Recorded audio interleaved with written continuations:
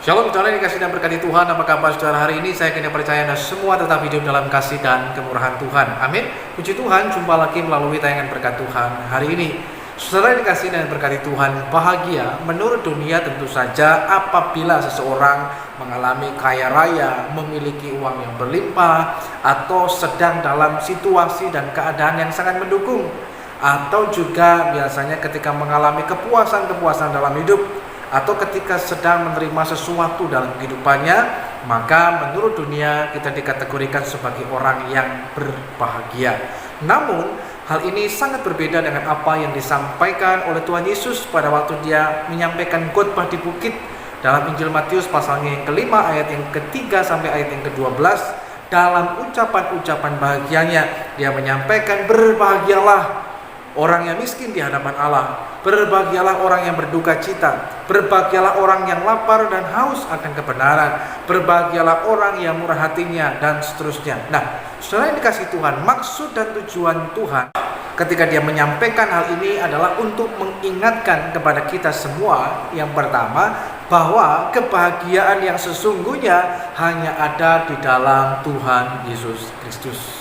Dunia memang dapat memberikan kebahagiaan dalam hidup kita, namun sifatnya semu ataupun sementara. Sebentar ada, sebentar juga hilang. Artinya cepat ada, cepat hilang. Oleh sebab itu, kalau kita ingin mendapatkan kebahagiaan sesungguhnya, Tuhan mengingatkan melalui ucapan bahagia ini bahwa kebahagiaan yang sejati, yang sesungguhnya hanya bisa akan kita peroleh dalam Tuhan Yesus Kristus saja. Yang kedua, saudara yang dikasih Tuhan, kita diingatkan kembali melalui ucapan bahagia ini bahwa kebahagiaan itu akan kita peroleh, akan kita dapatkan manakala saudara dan saya melakukan kehendak Tuhan, mengerti kehendak Tuhan, dan tetap hidup di dalam kehendak Tuhan. Sehingga sekalipun mungkin kita mengalami banyak pergumulan, banyak pencobaan, banyak ujian dalam kehidupan kita, tetapi kebahagiaan itu tidak akan luntur dalam kehidupan kita.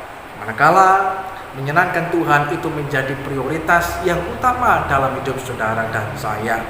Yang ketiga, saudara yang dikasih Tuhan, melalui ucapan bahagia juga inilah kita diingatkan kembali agar kita jangan menukar kebahagiaan kita yang bernilai kekal dalam Tuhan Yesus Kristus dengan kebahagiaan yang semu, yang sementara dari dunia ini. Banyak orang bahkan menukar kebahagiaannya yang sifatnya kekal dalam Tuhan hanya demi mencari dan mengejar kebahagiaan yang semu yang ada di dunia ini. Sebab itu, sebagai orang yang percaya, hari ini kita diingatkan kembali, jangan tukar kebahagiaanmu yang bernilai kekal dalam Kristus Yesus Tuhan hanya demi kesenangan, kebahagiaan yang semu dari dunia ini. Sekalipun mungkin banyak tawaran, banyak hal-hal yang menggiurkan dalam hidup kita dari dunia ini, tetapi tetap ambil keputusan bahwa kita menyadari kebahagiaan hidup kita yang sesungguhnya hanya ada dalam Tuhan Yesus Kristus. Tuhan Yesus memberkati kita semuanya. Tetap berbahagialah di dalam Tuhan.